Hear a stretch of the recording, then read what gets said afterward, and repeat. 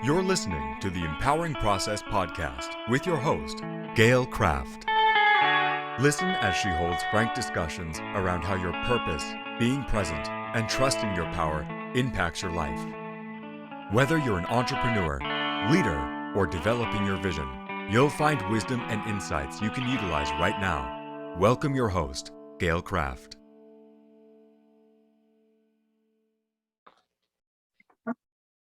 Well, hello, everybody. Gail Kraft here from the Empowering Process podcast. And I have with me a dear friend, Erin Gallagher. Erin and I met when I took a training of hers because I was curious as to, she did a training with your relationship with money. It had nothing to do with money, guys. Tricky, right? Because how you do one thing is how you do everything.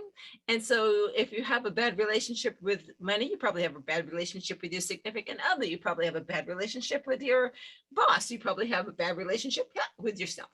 And that's where, I went deep and took a deep dive. And then I'm like, oh, I don't like this woman. She's making me go places. But then I became in love with the dark side. So thank you, Erin, for making it possible for me to be brave enough to face my own dark side over and over and over again, and learn to embrace it, learn to love it. And now I work with my clients on the same thing. So Erin Gallagher, her mission, she has this vision, right? She's a visionary leader. She helps visionary leaders. She's a visionary leader. She's a visionary. She's amazing. She helps her leaders heal on all levels so they can ignite their confidence and lead without fear.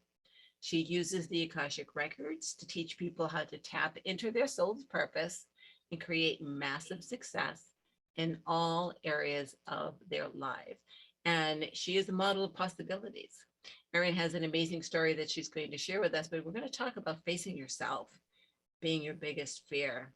And I'll tell you, we all have ways that we hide in our life, right? We don't believe that we're hiding, but when we stop and we take a look at what's going on in our lives, we notice, at least I notice. So let me talk about I won't assume anyone else, just me. I know that I noticed that I did so much in my life to build up a wall.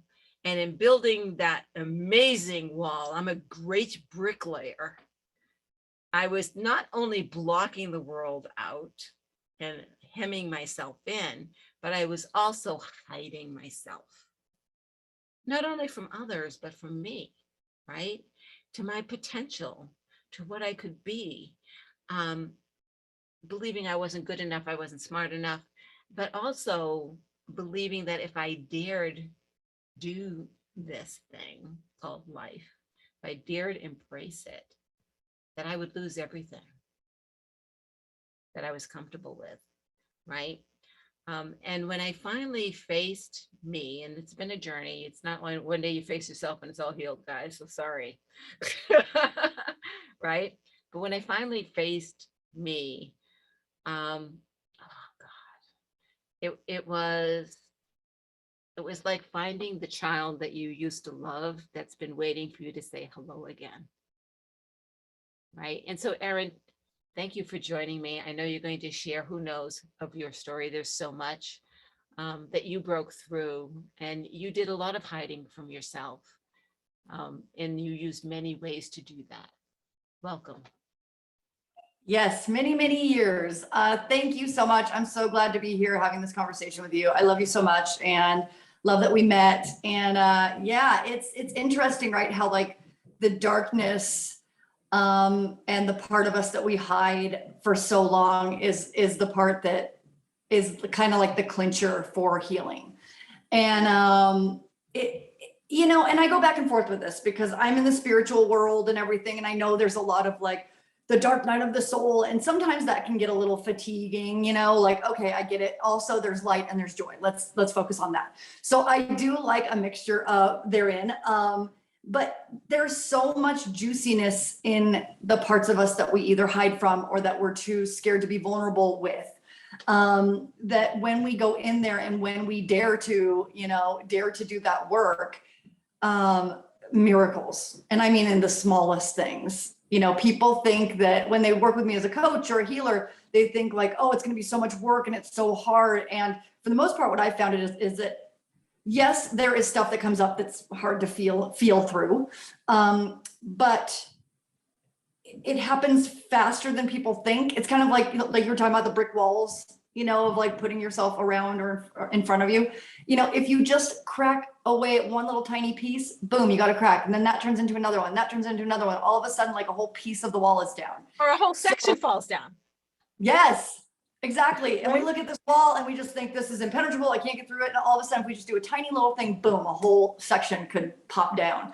So, you know, it does take bravery and courage, but it's just at the end of the day, it is very simple of just being held, heard, and witnessed so you can, you know, not be judged in that. Because I think people are so afraid of moving forward because of the past and all this stuff. So, yeah, moving through your own BS and your own fears is quite the journey. A little bit about myself. I started my background with, you know, the fear journey or the journey of like who I really am started when I grew up in an alcoholic family. My dad was an alcoholic, and it was my fight, flight, or freeze thing was freeze. I was just always just freeze in place. I thought everything was my fault. Oh my God, like what have I done? And so I carried that for many years in my life of just freezing. And when I turned 16, 17, around there, the town I grew up in was very drug heavy. It was like the meth thing was getting big because everyone was doing it in kind of these little like white trash towns. And that was one of the towns I grew up in. So it was everywhere and it was really bad. And because when I did it, it made me feel like I didn't have to freeze anymore. And all of a sudden I felt like I can do whatever I want. I can say whatever I want. I don't care what anyone thinks. And it gave me a freedom. It also gave me an addiction, right? So in doing, I really look back and think it's like, you know, and we'll talk a little later about Akashic Records and how I use that. But now that I look into the path of my soul, I really do feel like my soul before it came into Erin Gallagher, this experience of my life. I really think it was like, okay, I'm going to be a drug addict from this time to this time. And then I'm going to break through and crack open. And then I will use the darkness from that period to create what I'm creating next. So I don't regret any of it. I know that all of it happened in order for me to crack open and become the person that I came here to be, to help raise global consciousness and heal humanity from within. That's my big vision, to help heal global consciousness and heal humanity from within. So it's really important for me in my own journey to do that same work because, you know, it's like you want to practice what you preach, right? So that's a little bit about myself. I want to let you kind of like come in if you have any additional questions or you want to like make me go in a certain way. Oh my God. I mean, there's so much. I'm like, no, let her talk. I know there's so much, but I know it's like, I want it to be a conversation too. And it gets deep. You know, there's so much in our experience as human beings, so many layers. There's just so many layers. And, you know, the interesting thing about addiction, you know, many of us, I don't want to say we all, many of us choose addictions to soothe the pain. For me, it was, I was a smoker and I could quit smoking. I did it many times. Right. And people don't look at that as an addiction, but it is an addiction. Oh yes. Everything, even the things that are like, seem like the most minute little things are addiction. I mean, anything can be an addiction. Right. I mean, there are people who are, you know, sexual addictions. There are, you know, food, shopping. Yeah. Oh my God. Right. Just so many hoarders. And the addictions, when I work with clients now and I get to know about their life and I see the little addictions, you know, I know that they're hiding from a pain. I know that they're hiding from themselves. Right. And for me, you know, it was shame and guilt, right? And honestly, Erin, this is hilarious. You know, so quitting smoking, when I finally did quit, I can't even tell you why I quit. I'm the same way. Like, I mean, I quit cigarettes and booze at the same time and I quit drugs at a different time, but it's the same thing. It was just like, when people ask me, how did you do it? I'm like, I don't know. Just that day, I'm like, okay, yeah. I'm going to do it now. And I am a project person, so I did plan it and practice. Well, what am I going to do when I drive and I don't smoke? Well, let's practice. What am I going to do? Right. So I practiced for a little bit. And then one day I'm like, that's it, done, pull the trigger. Right. So, but, getting back to when we face those issues, right? Sometimes they still stay hidden. So the guilt and the shame. I did a lot of work. I mean, decades of work. And Erin, I was in the master's NLP, maybe intermediate NLP training. And the trainer's like, okay, so Gail, timeline work, let's work on shame. I'm like, I have no shame to work on. And I couldn't feel it. I couldn't find it. I have no guilt to work on. BS. Right? Don't you love how we convince ourselves of these? Oh my God. But it's so buried, guys, right? Yeah. So much denial and so much hiding. And that process of coming out of the hiding space can take years and years and years. Like I was in such denial about my alcoholism, and it took me a full year because I had gotten a DUI, and it took me because I was like, I had one of those, they threw the book at me because I blew like a 0.18 or something ridiculous. But I had been drinking and using drugs for like 17 years. So I was just like, you don't know me. No one knows me. And I had a lot of stories. Like, I know I have a problem drinking. I do. But blah, blah, blah. Like it was always like, I know I have a problem drinking, but I'm going to keep drinking because I like it. So I don't care. You know what I mean? And I'm not that bad. I know because I knew, it's like, not hiding the booze in the washing machine, right? I'm not, you can justify. Because I'm aware, at least I know, and I'm not, just acting like everything's fine when it's not, but it's like, it took me about 7 months of alcohol classes every week and an alcohol class teacher, because it was court ordered, but the teacher in the class would just harp on me every time I was there, and I hated him and just talked back for so long. Every time he tried, you can't tell me I'm an alcoholic. I tried to get him fired. Like he's telling people they're alcoholics. That's illegal. Like you can't tell people they're alcoholics. People have to find out things for themselves. And oh my God, so much BS. And it took me so long to realize, like, because my thing was, I know I have a problem and I know I could quit if I wanted to, but I don't want to. That was my thing, right? And then I realized after him asking me and challenging me over and over, just quit drinking for 1 day, 1 week, anything, and he just kept bugging me. Finally, after me saying, no, I'm going to Vegas, I have a thing, I got a party, I got a wedding. Finally, I realized, oh my God, I don't think I can do it. And then that's when I really started seeing my own BS and going, oh man, okay, I really don't think I can actually quit drinking. And then I tried to do it for 2 weeks and went to a party where everyone was drinking, and just to test myself, like you said, the testing, driving in the car, smoking and everything. Right. And I was like, I'm gonna give a big thing of coffee and just go to this party, see how, because I don't have a problem, right? It's gonna be easy. And went to get coffee, and I was like pouring the cream in, and my hand was like, and I was like, I have the shakes, like I have the DTs. And I was like, I had no clue. Like I just started bursting through all these denial things. Anyways, that's kind of like it was a slow process to come to. Oh, absolutely. So I'll tell you, I DT'd when I stopped smoking. I was in a ball on my couch. I'm not surprised. Right. Nicotine withdrawals are insane. Not even the nicotine withdrawals, but also just the emotional and the energetic. The social, the emotional, there's hooks. Like addictions are hooks. They hook into your body, your energetic bodies, your emotional bodies, your physical body. It is hooked in. It's like a demon. Oh my God, it was disgusting. So I went a week later. I went for not for acupuncture, for hypnosis, right? And the hypnotist said, well, why didn't you come to me beforehand? You wouldn't have had to go through the DTs. I said, no. I now know if I will either never smoke again because I do not want that experience, or if I pick up a cigarette again, I will never try to quit again because I don't want that. What I want you to do is that little voice in 3 months is going to come up and go, oh, go have one, Gail, you can have one. I don't want to hear that voice. And I never did. She was good. Yep.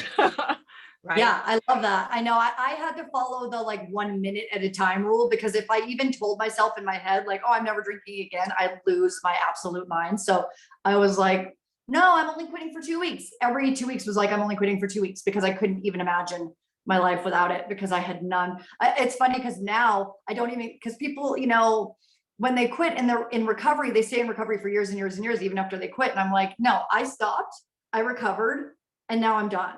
Like, I'm done with that part of my life. Like, I had someone, I don't know, I posted recently that I'm moving back to my hometown to finish my memoir and to go face my demons of my home of origin trauma, right?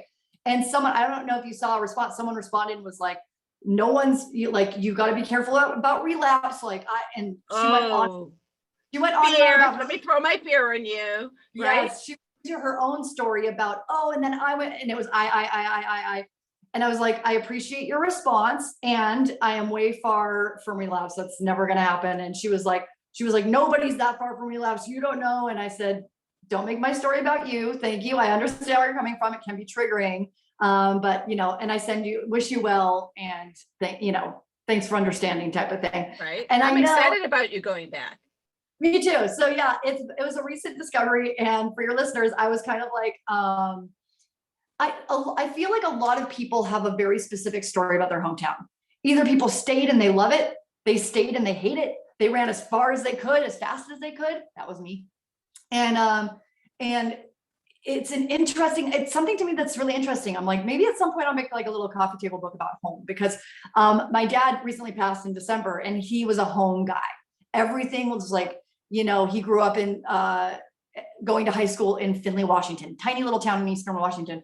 And he was just like the Findlay dude. He was like their unofficial mascot. He'd go to all the football games and hold up signs, and everyone knew him, And so he was just a hometown dude. And I was the opposite. I was like, get me out of here. I hate it. I got addicted to drugs here. I had so many bad things happen to me. And like I said in my post, wherever you go, there you are. If you're a toxic person, it doesn't matter if you're in your hometown, freaking India, wherever you are, if you have toxicity going on, it's going to follow you. You're the problem, basically. Right. So, right. Yeah. So, and it was very conflicting, because every move I make is really with the universe and spirit in mind. I don't really even do it. When people say, oh, why did you make that decision? I'm like, I didn't. I just listen, and whatever my guidance tells me, I do. And so when my guidance told me, you're moving back home to write the rest of your memoir and really like reconcile with the demons and all this stuff. And I've done a lot of healing around home of origin, but to go and live there and be in it, different story, right? So I was like, when I heard that bit of information, I was like, you should have seen me, Gail, like pacing in my house. I'm like, no, that's not right. I can't. I was like, no, like screaming and tantrum on the floor. Like, I'm not doing that. No, I'll never, because my whole life has been about anyone who stays there is an idiot. Everyone who leaves and goes back is an idiot. All these judgments. Right. And so, it's kind of like my guidance is making me look at all those judgments I had and saying, oh, really? Okay, well, how's about you go back? So my heart and soul knows it's the right decision, but there is still a little bit of that conflict of like, oh God, I don't want to go back there. So it's going to be quite the journey. It's going to be quite the journey. But what I love, what I'm hearing, Erin, so you and I have both done a lot of work, and we've enough. And so this is, listeners, face yourself. Erin and I are here to help you do it. Because when you clear that, there's no brick wall, there's not even a brick anymore, right? When that is gone, and you can listen to your, whether call it intuition, call it your spirit guides, call it God, call it macaroni, I don't care. But when you listen to it and you answer it, first of all, you hear it more, because they're like, yay, right? You start doing things, you're like, well, I have no idea. Like, I'm running these virtual events. A month ago, if you said I'd be doing this, I'm like, you're out of your mind. That's nowhere near on my radar. And then one day I got up, I'm like, I think I'm going to do this. Okay, let's do it. Right. And it's a beautiful, beautiful thing, because it's, first of all, so much fun. It is. And it's fun. And it's really interesting, because you never know. For me, I never know what's going to come up next. And I'm like, man, my guides really keep me guessing, because the last thing I ever thought would be that I would move back home. But the more that I think about it, the more I talk about it, the more I tell people about it, the more excited I am. I mean, Right. I have a great community out there. My mom's out there. I get to just sit and drink coffee with my mom, talk about the weather, hang out. I haven't done that. I moved away from home when I was 21. I'm 41. So I get to be home and do those things. And there's a really, like, the spiritual community is really starting to gain traction. So to go out there with my business and everything, it's really in the highest and greatest good of everybody involved. And I also know that there's going to be a lot of stuff that I am going to have to process through that may or may not be pretty and cute and fun.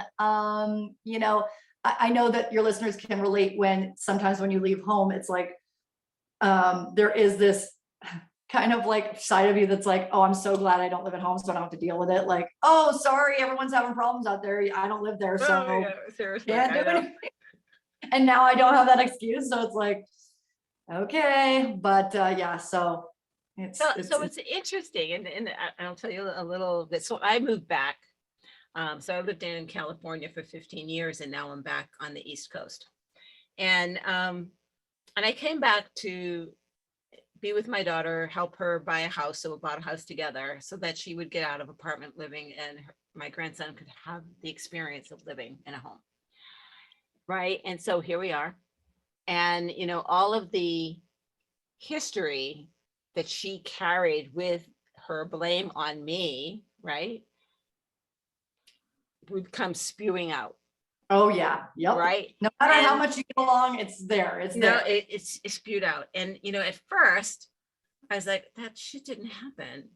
Her perspective is, and I'm like, but it's her perspective and it's her story. Right. And so I stopped being coach.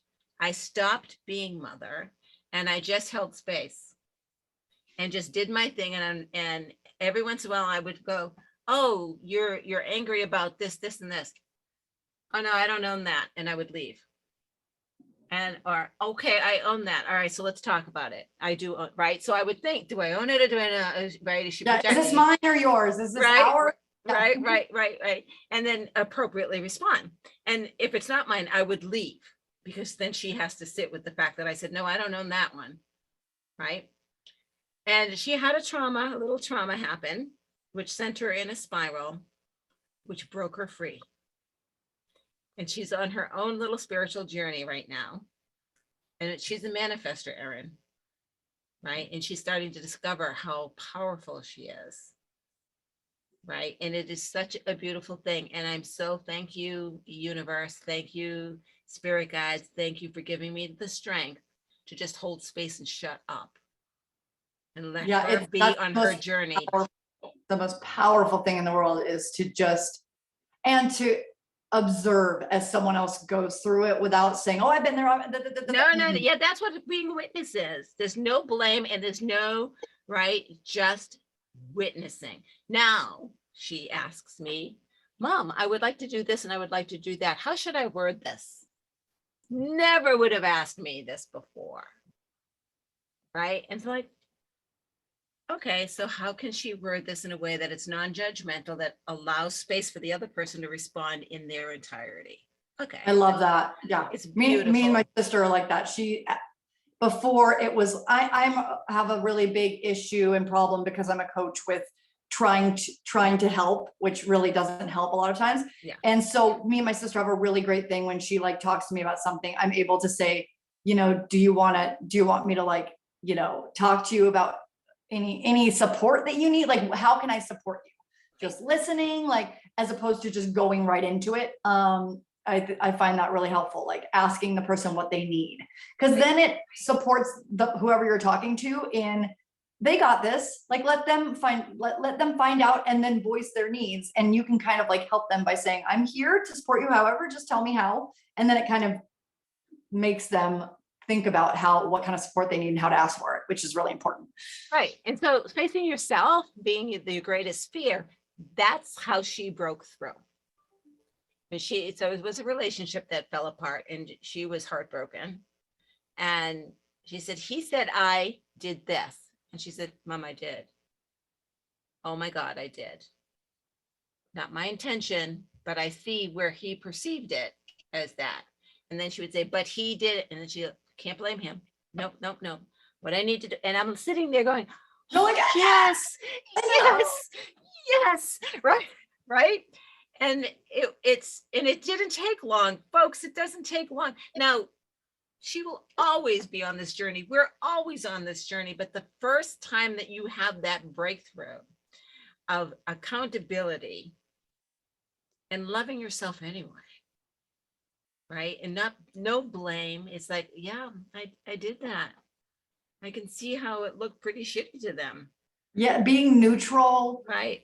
And really observe, like pulling back and being like, okay, I may have seen that, or I didn't, like you said, like, is this mine? Is this yours? Choosing. I think another piece of it, like you said, that's really important is the perspective. I always say trauma because I'm a trauma specialist. I work a lot with trauma. I always just say trauma is perception, because what is trauma to one person may be like, oh, it's no big deal to someone else. Right. And it's interesting. I recently watched, for some reason, I was just like on Netflix or something and clicked on a documentary, and it was the Val Kilmer documentary.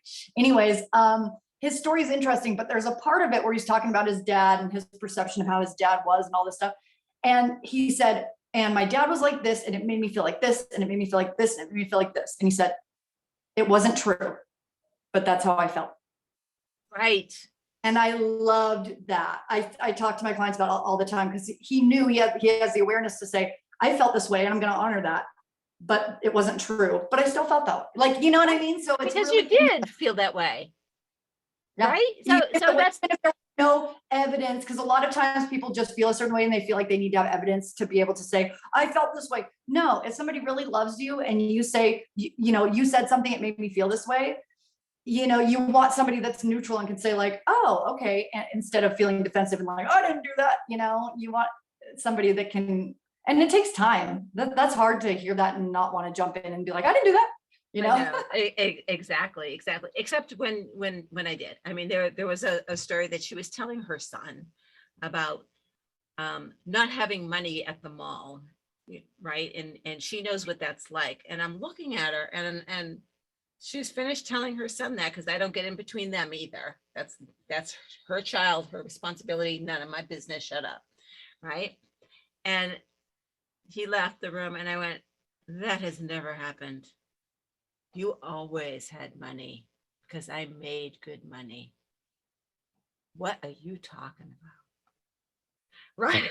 Right. And she's like, well, there were times when I was at the mall and I didn't have money. I said, but that's because I didn't know you were going. Yeah. You would have had it if you asked.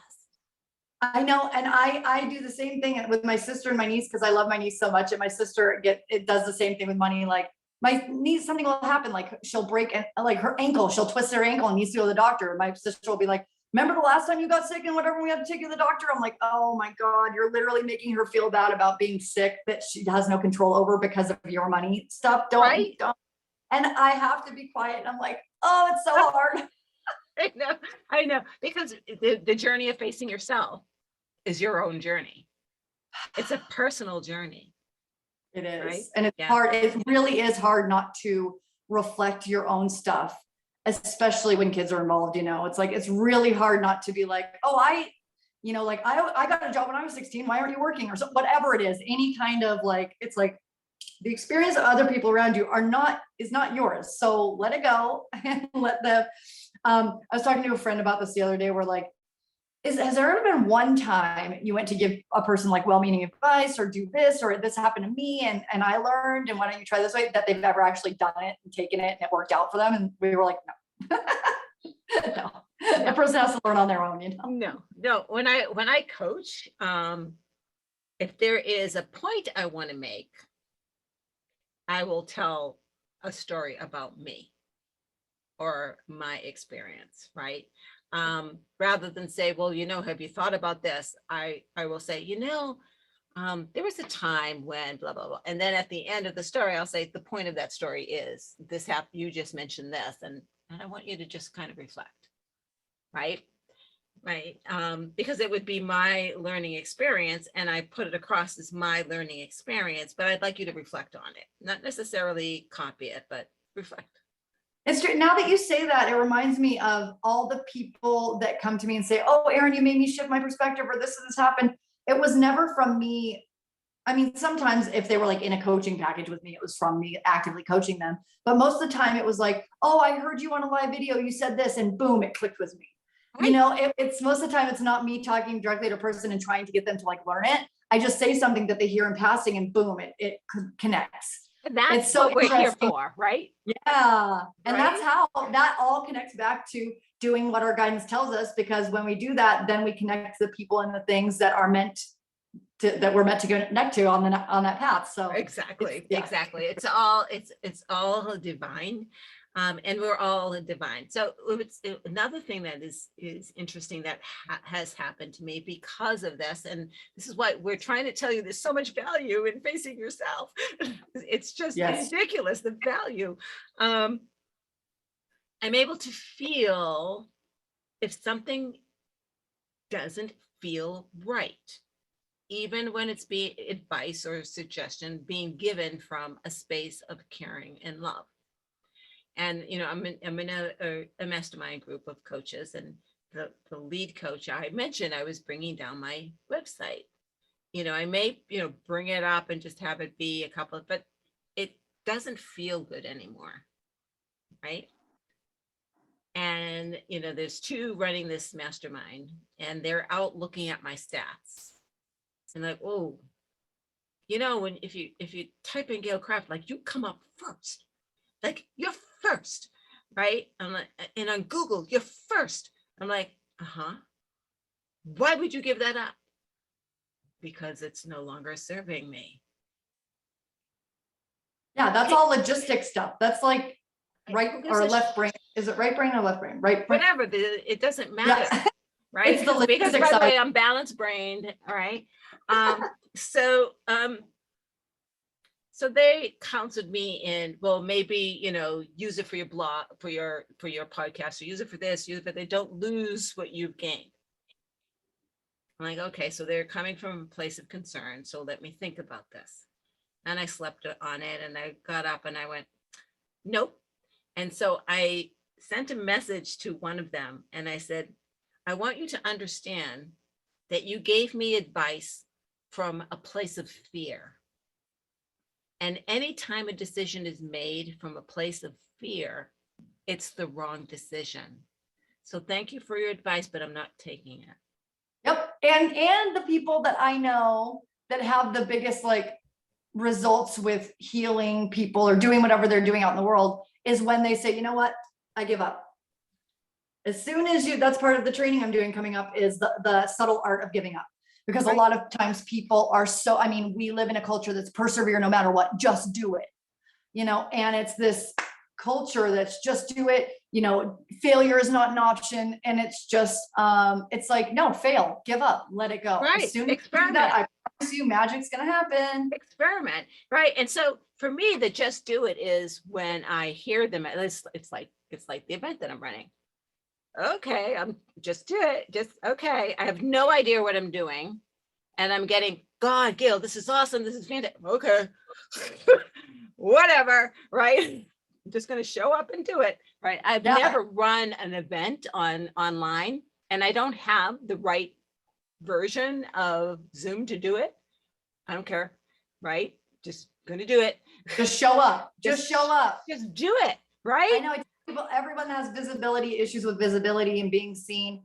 There is trauma there too. So I work with that, but it's like, just push record and go. Don't, the more you think about it and make it a big to do, like think about little, I know there are, TikToks and stuff like that where people take, 5 hours to do 30 seconds, but there are ones out there where people just push record, do it. I mean, there's people that have gone viral with a 3-second video and now are billionaires, so you just, you just never know. And honestly, so I started with Facebook Live, right? Because I was waking up with messages, and I had to get them out, right? I had to say them, right? Little snippets. And so literally some of my Facebook Lives, I'm literally just out of bed. I think I'm still in my pajamas in one or two of them, right? It's like, okay, what I want to do is talk about, and they're like no longer than 7 minutes. right? And after doing that for about 7 or 8 months, it's then I'm like, well, I think I should podcast because I'm not the only one who has something to share. And anybody who hears it is going to find these little nuggets that, oh my gosh, I wish I would have heard this. However, or, it's like exactly what they need, exactly when they need it. And this is perfect talking about this visibility thing and going live and all that, when we're talking about the fear of like showing up as yourself, or the fear of, the fear that because you're literally looking at yourself on a screen. You're talking about vulnerable things. You're showing up. There's a million different things you're doing that could be creating fear. But when you do it, and you might break out a sweat and ball, and then you push stop. But that is just always such a huge breakthrough. And I've done the same thing where I look back on my old Facebook lives from the very beginning. It's like, whoa, it's so crazy. Oh my God, I was just terrible. Yeah, but it's funny, like it is true. People want to see your mess. Your mess is your message, right? They want to see your truth. Like there's a high power, like billionaire coach that I follow, that the way that she got super famous in the beginning is she has a video where she's a mess. She has no bra on. She's wearing a tank top. She's chasing her kid around who has like a diaper on. And she's like, and the point of the video was like, have you ever seen these coaches that seem all put together and have everything and just seems like it's all put together and you don't know how or why or how to do it? Well, I'm telling you, you don't have to. And this is why. And see, you can be like me and do all this and still get your message out there. And there were like millions of views on that video, right? Because of her vulnerability and her realness. People they want the dirty, messy. She's like they want the real you. And I know I've told this story before, but I'm gonna tell it again, share it with you. So when I started coaching, I had 5 or 6 coaches to help me figure this shit out, including a marketing coach who taught me how to dress for when you're on stage, with the black slacks and the heels, and the shirt had to be a certain color, right? And a blazer. And I did that for a while. Now, if you see me on stage, like tomorrow night, when I have my event, I will have flip-flops, jeans, and a tank top, because that's my customer. That's who I am, right? I'm not put together. I am a piece of shit that hangs on the beach, right? And if you're like a little barnacle, right? Seriously, I have one of my clients we had the best time ever. We went to the beach and we swung on the swings, talked for a little bit, did a picnic lunch. I did a meditation with her and then some timeline work. And then we laid down and looked at the sun. Awesome. Yeah. Awesome. That's the work too. Right? Yeah, that's the work too, right? Because the swinging was her thing. And it's like, I'll go swinging with you for sure. Right? I don't care. What do you want to do? We'll go do it. And it when you start doing the work on yourself and you get away from judging yourself, then that kind of shit doesn't matter. Yep. It's just, life is supposed to be fun. Get out of your own way, right? So look at your trip back home. You're a completely different person. You're going back as an observer and maybe a participant, but you'll participate in what you choose to participate and then observe the rest. Right? Yeah, and I think that's where it's going to get really interesting, because it's like, so I know I've grown and I'm different. I know the town's completely different. All the people I know are different and it's not the same. And there's still so much associated with old me and old things that it's kind of like if you have a trauma with like a mom or your dad or a partner or something, and then you don't see them for 20 years and you see them again. It's not like it's all gone. You see them again, it's like, ugh, you start to palpitate and all this stuff. So, and I know that I'm being led back there to not only like, hey, look, like I'm in a different place. I can create all these amazing things, which I already have a huge list going for all the stuff I'm going to do when I get there. A business expo, like all these things I want to do. But, and not just business, but personal. But I know that there are going to be moments when I'm faced with, oh, that's an interesting thing that I get to heal and look into. So it's going to be surprised. You may be surprised. So when I came back, I got in touch with all of the people that were my close friends when I was here. And we went out for lunch. And I could not even understand where they were at, because they were exactly where they were 15 years ago. Yeah. And I was not. And I found myself saying things like, well, have you reflected on that and why that continues to happen? Have you thought of maybe making a little change so that you have a different result? They didn't want to hear that. They're not there. So no, I didn't get sucked into any of it anymore, and neither will you. Yeah. And it's really great too, because I mean, I go there every now and then to see my sister and stuff. And usually I just hang out with my family, but I have found my sister's yoga community is amazing. And I found communities out there that are doing the same work I am. And so it is going to be great to, but like, so for example, right now I'm writing a chapter in my memoir of the first time I intravenously used drugs. So I, in my infinite, like, I want to like really get into it and seek, I'm like, I'm going to go to the same place in Columbia Park in the town I grew up in that I was sitting at when I did that for the first time, and write about, I want to be like in it. And like, so this is where like, I wonder how that's going to feel when that happens. So I'm open, but yeah, I'm going to, we'll see what, how it feels and what happens. So, I did in fact, I think it came out today. I did a podcast, it came out today, with a woman who does Akashic records. I mean, she's like always talking to the masters, and her past life is sex, drugs, and rock and roll. Right. And I think you and I might have had this conversation, at least the people I've been drawn to or who've been drawn to me, I don't know, who are at this level of hello, guy, you've been there all along, right? All come from serious trauma, and it definitely some kind of addiction, right? And have overcome the addiction. And I swear that part of the addiction is because, like you said, you felt free because you, through drugs, get to that dimension, and you want to get there again and again and again. And it's beautiful when you learn to get there all the time, because you don't need drugs to get there. See, with drugs, you're there for a moment, and then you go, oh, let me hold on to it, and you lose it. Yep. Right.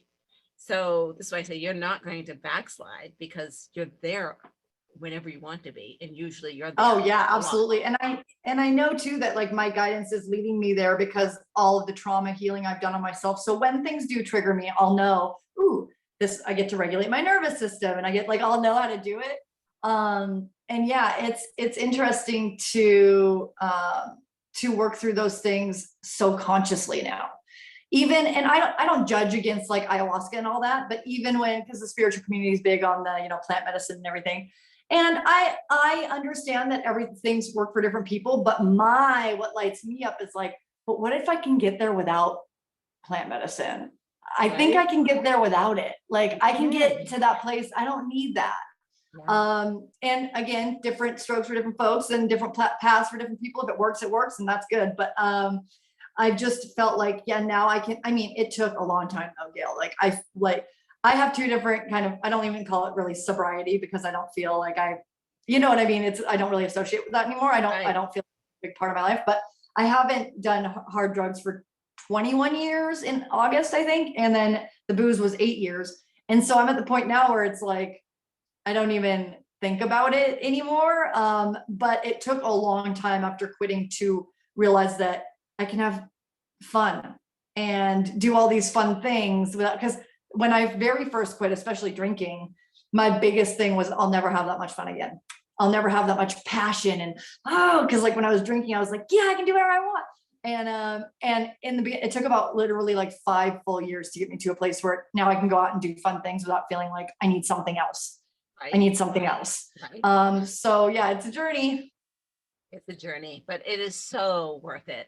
It is so worth it. Oh my God. So thank you so much, Erin. And so tell us, if people want to get in touch with you because they want to know more, how would they do that?